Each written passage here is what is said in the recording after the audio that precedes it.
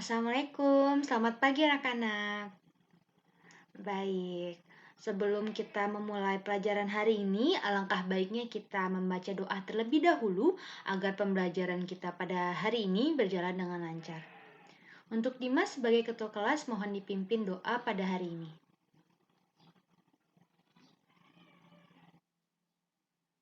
Baik, berdoa sudah selesai. Ibu akan mengecek kehadiran kalian terlebih dahulu.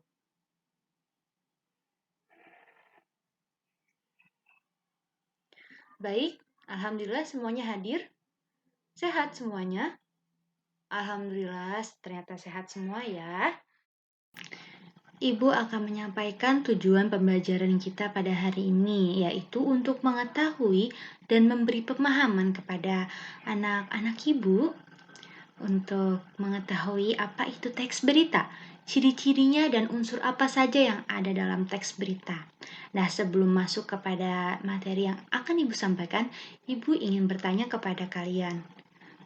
Apa yang terlintas dalam pikiran kalian ketika kalian mendengar kata teks berita? Iya, Nindi, coba. Apa yang kamu ketahui mengenai teks berita? Ya, betul sekali jawaban Nindi. Nindi menjawab teks berita itu merupakan teks yang berisi informasi kejadian yang berupa fakta. Betul sekali Nindi. Nah, dari jawaban Nindi tadi, kita akan masuk ke dalam materi teks berita. Tapi sebelum itu, kalian bisa siapkan buku tulis kalian untuk mencatat apa saja yang penting, apa saja yang kalian dengar dari apa yang Ibu katakan. Karena pada hari ini Ibu akan menggunakan metode ceramah. Jadi, tolong diperhatikan dengan baik-baik dan tulis apa saja yang menurut kalian penting. Baik, setelah kita mendengar sama-sama jawaban dari Nindi, Ibu akan menambahkan mengenai pengertian dari teks berita.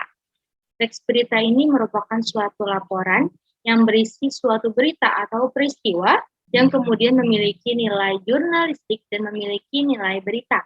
Suatu kejadian atau peristiwa baru diangkat menjadi berita dan dituangkan ke dalam teks berita ketika memang layak untuk disebut sebagai berita, yakni memaparkan suatu peristiwa yang penting yang kemudian mempengaruhi kehidupan banyak orang atau bahkan dunia.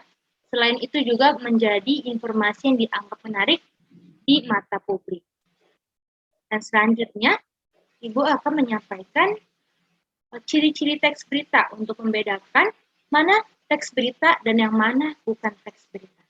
Yang pertama itu teks berita memang aktual terjadi di lapangan, sehingga bukan termasuk opini, karangan maupun gagasan penulis. Yang kedua, judul dalam teks atau paragraf berita mewakili keseluruhan isi paragraf atau teks tersebut. Yang ketiga, menggunakan bahasa yang efektif sehingga mudah untuk dipahami, lengkap, efektif, dan juga mampu memikat pembacanya. Yang keempat, peristiwa yang dituangkan ke dalam teks berita disampaikan secara urut atau kronologis, sehingga pembaca bisa mengetahui peristiwa tersebut dari awal kejadian sampai akhir dengan detail. Dan yang kelima, selalu memuat unsur 5W plus 1H, yaitu who, where, when, what, why, dan juga how. Untuk selanjutnya yaitu struktur teks berita. Nah, struktur teks berita ini apakah udah ada yang tahu sebelumnya? Oh, belum tahu ya, belum tahu apa saja itu struktur dari teks berita. Baik, kalau belum ada yang tahu, Ibu akan menjelaskan mengenai struktur teks berita. Yang pertama itu ada judul. Judul atau bahasa Inggrisnya itu headline. Judul ini merupakan kata kunci yang mewakili keseluruhan isi dari berita. Dalam teks berita, judul biasanya memuat tentang kejadian yang akan dibahas. Judul yang menarik akan memungkinkan pembaca tertarik terhadap apa isi berita yang disampaikan. Nah, yang kedua ini ada teras, bahasa Inggrisnya lead. Teras berita atau lead ini adalah bagian yang penting dalam berita terletak pada paragraf pertama dalam teks berita, mencakup inti dari keseluruhan isi berita, juga menjadi salah satu penentu bagi pembaca untuk melihat isi berita lebih lanjut. Nah, yang ketiga ini, tubuh atau body. Bagian ini merupakan inti dari teks berita. Tubuh berita merupakan kelanjutan dari isi berita yang akan dibahas lebih rinci secara keseluruhan pada bagian ini. Nah, idealnya suatu teks berita ini terdiri dari unsur 5W plus 1H. Nah, apa sih 5W plus 1H itu? Baik, Ibu akan menyampaikan 5W dan plus 1H itu. Nah, yang pertama itu what. What itu artinya apa? Ini biasanya berisi nama atau identitas apa yang sedang atau telah terjadi di dalam suatu peristiwa atau kejadian. Nah, yang kedua ini who, siapa. Unsur teks berita yang kedua ini berisi mengenai siapa saja yang terlibat di dalam suatu kejadian atau peristiwa di dalam teks berita tersebut. Selain itu, who juga biasanya menyebutkan siapa tokoh utama yang menjadi sorotan berita. Yang ketiga itu ada where. Where itu artinya di mana. Where ini menyatakan lokasi atau tempat terjadinya suatu peristiwa atau kejadian di dalam teks berita tersebut. Yang keempat itu when. When ini artinya kapan. Nah, when ini berisi waktu dari kejadian atau peristiwa yang sedang atau telah dilaporkan di dalam teks berita.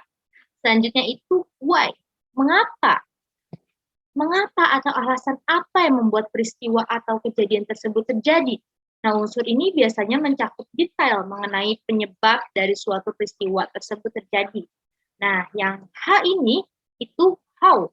Bagaimana berita.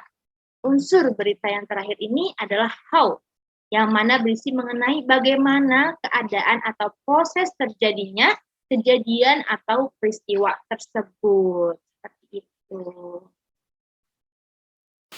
Baik, setelah kalian mencatat dan mendengarkan apa yang materi Ibu sampaikan, Ibu meminta kalian untuk membuat kelompok.